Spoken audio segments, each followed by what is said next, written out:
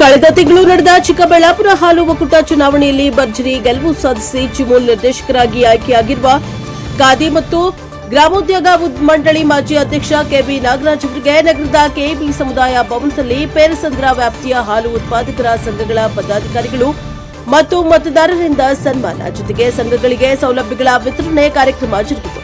ಇದೇ ವೇಳೆ ಪ್ರಾದೇಶಿಕ ಸಭೆ ಹಾಗೂ ಚಿಮೂಲ್ ವತಿಯಿಂದ ವಿವಿಧ ಸೌಲಭ್ಯಗಳ ವಿತರಣೆ ಕೂಡ ನಡೆಯಿತು. ಈ ವೇಳೆ ಮಾತನಾಡಿದ ಕೆಬಿ ನಾಗರಾಜ್, ನನ್ನ ಗೆಲುವಿಗೆ ಕಾರಣರಾದ ಸಂಸದ ಡಾ ಕೆ ಸುಧಾಕರ ಹಾಗೂ ಎಲ್ಲಾ ಮುಖಂಡರು ಮತದಾರರಿಗೆ ಕೃತಜ್ಞತೆಯನ್ನ ಸಲ್ಲಿಸುತ್ತೇನೆ. ಚಿಕ್ಕಬಳ್ಳಾಪುರ ಹಾಲು ಒಕ್ಕೂಟ ಸ್ಥಾಪನೆಯಿಂದ ಜಿಲ್ಲೆಯ ಹಾಲು ಉತ್ಪಾದಕರಿಗೆ ಬಹಳ ಅನುಕೂಲಕರವಾಗಿದೆ. ರೈತರು ಹೆಚ್ಚಿನ ಪ್ರಮಾಣದಲ್ಲಿ ಹಾಲು ಪೂರೈಕೆ ಮಾಡಿ ಸಂಘದ ಅಭಿವೃದ್ಧಿಗೆ ಕೈಜೋಡಿಸಬೇಕು. ಹೈನುಗಾರಿಕೆಯನ್ನ ಉಳಿಸಿ ಬೆಳೆಸುವ ಮೂಲಕ ರೈತರು ಆರ್ಥಿಕವಾಗಿ ಬಲಿಷ್ಠರಾಗಬಹುದು ಎಂದು ಹೆಚ್ಚು ಹಾಲು ಉತ್ಪಾದನೆ ಮತ್ತು ಒಕ್ಕೂಟಕ್ಕೆ ಪೂರೈಕೆ ಮಾಡಿದರೆ ಹೆಚ್ಚಿನ ಸೌಲಭ್ಯಗಳನ್ನು ಪಡೆಯಲು ಸಾಧ್ಯ ಎಂದರು. ಸಂಸದರಾದ ಡಾ ಕೆ ಸುಧಾಕರ ಮಾತನಾಡಿ, ಹೈನುಗಾರಿಕೆ ರೈತನಿಗೆ ಪ್ರಬಲ ಅಸ್ತ್ರ. ಸಮಗ್ರ ಕೃಷಿ ಪದ್ಧತಿ ಅಳವಡಿಸಿಕೊಳ್ಳುವುದು ಪ್ರಧಾನಿ ನರೇಂದ್ರ ಮೋದಿ ಅವರ ಆಶಯ. ಕೃಷಿಯ ಜೊತೆಗೆ ಹೈನುಗಾರಿಕೆ, ರೇಷ್ಮೆ ಹಾಗೂ ತರಕಾರಿ ಬೆಳೆಗಳಿಂದ ರೈತರು ಆರ್ಥಿಕವಾಗಿ ಸಬಲರಾಗ್ತಾ ಇದ್ದಾರೆ. ಚಿಕ್ಕಬಳ್ಳಾಪುರ ಜಿಲ್ಲೆ ವಿಭಜನೆಯಾದ ನಂತರ ಹಾಲು ಒಕ್ಕೂಟ ಪ್ರತ್ಯೇಕವಾಗಿದ್ದ ಸಮಸ್ಯೆ ಇತ್ತು. ಇದೀಗ ಚಿಮೂಲ್ ಪ್ರತ್ಯೇಕಗೊಂಡು ಮೊದಲು ಚುನಾವಣೆಯ ಯಶಸ್ವಿಯಾಗಿ ನಡೆದಿರುವುದು ಸಹಕಾರ ಕ್ಷೇತ್ರಕ್ಕೆ ಹೊಸ ದಿಕ್ಕನ್ನ ನೀಡಿದೆ. ಈ ಸಂದರ್ಭದಲ್ಲಿ ವಿವಿಧ ಸಂಘಗಳ ಕಟ್ಟಡಗಳಿಗೆ ಅನುದಾನ, ಕಚೇರಿ ಉನ್ನತೀಕರಣಕ್ಕಾಗಿ ಕಂಪ್ಯೂಟರ್, ಯುಪಿಎಸ್ ಮತ್ತು ಲ್ಯಾಬ್ ಉಪಕರಣಗಳನ್ನು ವಿತರಿಸಲಾಯಿತು. ಕಾರ್ಯಕ್ರಮದಲ್ಲಿ ಚಿಮೂಲ್ ಎಂಡಿ ಶ್ರೀನಿವಾಸ್ ಗೌಡ ಸೇರಿದಂತೆ ಹಲವು ಮುಖಂಡರು ಉಪಸ್ಥಿತರಿದ್ದರು.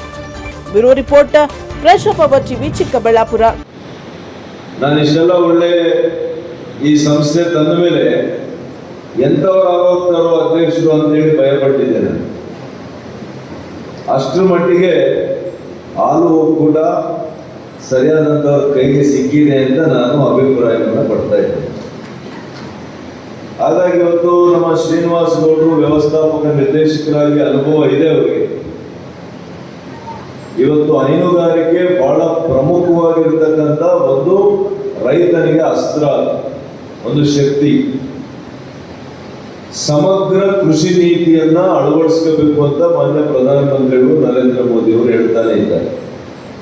ಏನು ಸಮಗ್ರ ಕೃಷಿ ನೀತಿ ಅಂತಂದ್ರೆ, ಒಬ್ಬ ರೈತ ಕೇವಲ ಅವನ ಕೃಷಿ ಭೂಮಿಯಲ್ಲಿ ಕೃಷಿಯನ್ನ ಮಾಡಿ ಅದರಲ್ಲಿ ಬರುವಂತ ಲಾಭ ಮಾತ್ರ ಸಾಕಾಗಲ್ಲ. ಕೃಷಿಗೆ ಸಂಬಂಧಿಸಿರುವಂತಹ ಕೃಷಿಯೇತರವಾಗಿರ್ತಕ್ಕಂಥ ಚಟುವಟಿಕೆಗಳು ಏನು, ಅದು ಹೈನುಗಾರಿಕೆ, ಇವತ್ತು ರೇಷ್ಮೆ, ತೋಟಗಾರಿಕೆ. ಇವತ್ತು ತೋಟಗಾರಿಕಾ ಬೆಳೆಗಳಲ್ಲಿ ಅನೇಕರು ನನಗೆ ಗೊತ್ತಿದೆ, ನೀವು ನಿಮ್ಮ ಕೃಷಿ ಬೆಳೆ ಅಂದ್ರೆ ಆಲೂಗಡ್ಡೆನೋ, ಟೊಮೊಟೊನೋ ಅಥವಾ ಇನ್ಯಾವುದೋ ಬೆಳೆ ಬೆಳೆಯೋದಕ್ಕಿಂತ ರಾಗಿನೋ, ಭತ್ತ ಕಡಿಮೆ ಆಗೋಗಿದೆ. ಇವತ್ತು ಹೂವಲ್ಲಿ ನೀವು ಲಕ್ಷಾಂತರ ರೂಪಾಯಿ ಬೆಳೀತಾ ಇದ್ದೀರಿ, ದಾಳಿಂಬೆಯಲ್ಲಿ ಬೆಳೀತಾ ಇದ್ದೀರಿ, ದ್ರಾಕ್ಷಿಯಲ್ಲಿ ಬೆಳೀತಾ ಇದ್ದೀರಿ. ಹಂಗೆ ಇವತ್ತು ರೇಷ್ಮೆ ಮತ್ತು ಹೈನುಗಾರಿಕೆ, ಹಾಲು ಉತ್ಪಾದನೆಯಲ್ಲಿ ನನಗೆ ಬಹಳ ಸಂತೋಷ ಆಯಿತು. ನಾಗರಾಜನವರು, ಶ್ರೀನಿವಾಸ್ ಗೌಡರು ಮಾತನಾಡಬೇಕಾದ್ರೆ ಹೇಳಿದರು, ನಮ್ಮ ಜಿಲ್ಲೆ ಸುಮಾರು 5 ಲಕ್ಷಕ್ಕೂ ಹೆಚ್ಚು ಲೀಟರ್ಗಳು ಪ್ರತಿ ದಿವಸ ನಮ್ಮಲ್ಲಿ ಹಾಲು ಉತ್ಪಾದನೆ ಆಗ್ತಾ ಇದೆ. ಬಹುಶಃ ಕೋಲಾರಕ್ಕಿಂತ ಜಾಸ್ತಿ ಆಗ್ತಾ ಇದೆ ಅಂತ ನಾನು ಭಾವಿಸಿದ್ದೆ. ಇವತ್ತು ಅವ್ರಿಗೇನ ಜಾಸ್ತಿ ಇರುವ ಈ ದಿನ ಚಿಕ್ಕಬಳ್ಳಾಪುರ ತಾಲೂಕಿನ ಪೆರೇಸಂದ್ರ ಕ್ಷೇತ್ರದ ಹಾಲು ಉತ್ಪಾದಕ ಸಹಕಾರ ಸಂಘಗಳ ಅಧ್ಯಕ್ಷರು, ಕಾರ್ಯದರ್ಶಿಗಳು ಮತ್ತು ಮುಖಂಡರ ಒಂದು ಸಮಾರಂಭ. ಇದು 2 ರೀತಿಯ ಒಂದು ಸಮಾರಂಭ ಆಗಿದೆ. ಮೊದಲನೇದಾಗಿ ಏನು ನಾನು ಚುನಾವಣೆಯಲ್ಲಿ ಅಭೂತಪೂರ್ವ ಗೆಲುವನ್ನು ಕಂಡಿದ್ದಕ್ಕೆ ಆ ಕ್ಷೇತ್ರದ ನಮ್ಮ ಎಲ್ಲ ಹಾಲು ಉತ್ಪಾದಕ ಸಹಕಾರ ಸಂಘಗಳ ಅಧ್ಯಕ್ಷರು ಮತ್ತು ಕಾರ್ಯದರ್ಶಿಗಳು ನನಗೆ ಒಂದು ಅಭಿನಂದನಾ ಕಾರ್ಯಕ್ರಮವನ್ನು ಏರ್ಪಡಿಸಿದೆ. ಜೊತೆಗೆ ನಮ್ಮ ಚಿಕ್ಕಬಳ್ಳಾಪುರ ಹಾಲು ಒಕ್ಕೂಟದಿಂದ ವಿವಿಧ ಸವಲತ್ತುಗಳನ್ನು ನಮ್ಮ ಹಾಲು ಉತ್ಪಾದಕರ ಸಹಕಾರ ಸಂಘಗಳು ಕೊಡುವಂಥ ಒಂದು ಕಾರ್ಯಕ್ರಮ. ಅದರಲ್ಲಿ AMC ಅಂತ ಆಟೋಮೆಟಿಕ್ ಮಿಲ್ಕ್ ಕಲೆಕ್ಷನ್ ಯೂನಿಟ್ ಅಂತೇಳಿ ಈಗಾಗಲೇ ಅಲ್ಲಿ ಇಟ್ಟಿದ್ದೀವಿ. ನೀವು ದಯವಿಟ್ಟು ಅದನ್ನು ತಗೋಬೇಕು ಬೈಟ್. ಆ ಒಂದು ಸಾಮಗ್ರಿಗಳನ್ನು ಸುಮಾರು 20 ಸಹಕಾರ ಸಂಘಗಳಿಗೆ ಕೊಡ್ತಕ್ಕಂಥ ಒಂದು ಕಾರ್ಯಕ್ರಮ.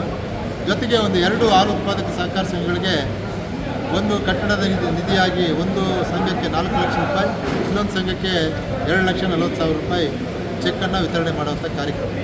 ಜೊತೆಗೆ ಇವಾಗೇನು ಬೇಸಿಗೆ ಕಾಲ ಪ್ರಾರಂಭ ಆಗಿರೋದ್ರಿಂದ ನಾವು ಹಸಿರು ಮೇವು ಬೆಳೀಲಿಕ್ಕೆ ಜೋಳವನ್ನು ಉಚಿತವಾಗಿ ಬೆಳೆ ಬೆಳೆದು ಆ ಬೆಳೆಯನ್ನು ಅವರು ರಾಸುಗಳಿಗೆ ಹಸಿರು ಮೇವನ್ನು ಕೊಟ್ಟು ರಾಸುಗಳ ಅಭಿವೃದ್ಧಿಗೆ ಕಾರಣಕರ್ತರಾಗಬೇಕು ಅಂತೇಳಿ ಎಕರೆಗೆ 3,500 ರೂಪಾಯಿ ಸಹಾಯಧನವನ್ನು ಕೂಡ ನಾವು ಒಕ್ಕೂಟದಿಂದ ಕೊಡ್ತಾಯಿದ್ವಿ. ಆ ಮೇವಿನ ಬೀಜನ ವಿತರಣೆ ಕಾರ್ಯಕ್ರಮವನ್ನು ಕೂಡ ಈಗಾಗಲೇ ಈ ಎಲ್ಲ ಕಾರ್ಯಕ್ರಮಗಳ ಒಂದು ರೂವಾರಿಯಾಗಿರ್ತಕ್ಕಂಥವರು ನಿಮ್ಮೆಲ್ಲರ ನೆಚ್ಚಿನ ಲೋಕಸಭಾ ಸದಸ್ಯರು, ಮಾಜಿ ಸಚಿವರಾಗಿರ್ತಕ್ಕಂಥ ಡಾಕ್ಟರ್ ಸುಧಾಕರ್ ಅವರ ಒಂದು ಅಮೃತ ಹಸ್ತದಿಂದ ಎಲ್ಲ ಸವಲತ್ತುಗಳನ್ನು ವಿತರಣೆ ಮಾಡಿ, ಜೊತೆಗೆ ನನಗೆ ಈ ಕ್ಷೇತ್ರದ ಎಲ್ಲ ನಮ್ಮ ಮತದಾರ ಬಂಧುಗಳು, ನಮ್ಮ ಮುಖಂಡರುಗಳು, ವಿಶೇಷವಾಗಿ ನಮ್ಮ ಡಾಕ್ಟರ್ ಸುಧಾಕರ್ ಅವರು ಮತ್ತು ಅವರ ತಂದೆಯವರಾದಂಥ ಕೇಶವರೆಡ್ಡಿ ಅಣ್ಣನವರು ನನ್ನ ಗೆಲುವಿಗೆ ಶ್ರಮ ವಹಿಸಿ ಇವತ್ತೇನು ಜಿಲ್ಲೆಯಲ್ಲೇ ಯಾರಿಗೂ ಬರದೇ ಇರತಕ್ಕಂಥ ಮತ ನನಗೆ ಈ ಒಂದು ಕ್ಷೇತ್ರದಿಂದ ಬಂದಿದೆ. ನನಗೆ 72 ಬಂದರೆ ನಮ್ಮ ಎದುರಾಳಿ ಅಭ್ಯರ್ಥಿಗೆ ಕೇವಲ 12 ಮತ ಬಂದಿತ್ತು. ಇದು ಎಲ್ಲೋ ಒಂದು ಕಡೆ ಈ ಒಂದು ಕ್ಷೇತ್ರದಲ್ಲಿ ನನಗೆ ನಮ್ಮ ಮೇಲೆ ಇದ್ದಂಥ ಒಂದು ಅಭಿಮಾನ, ಅನುಕಂಪ, ಕಳೆದ ಸಾರಿ ಏನು ಅನ್ಯಾಯವಾಗಿದ್ದ ಒಬ್ಬ ವ್ಯಕ್ತಿನ ಸೋಲಿಸ್ಬಿಟ್ವಲ್ಲ ಅಂತ ಕೆಲವರಿಗೆ ಅದು ಒಂಥರ ಜಿಗುಪ್ಸೆ ಆಗಿ ಅವರೆಲ್ಲರೂ ಕೂಡ ಇವತ್ತು ನನ್ನ ಗೆಲುವಿಗೆ ಶ್ರಮಿಸಿದ್ದಾರೆ. ನಾನು ಈ ಮೂಲಕ ತಮ್ಮ ಮೂಲಕ ಅವರಿಗೆ ಅನಂತ ಧನ್ಯವಾದಗಳನ್ನು ಅರ್ಪಿಸ್ತಾ ಇದ್ದೀನಿ.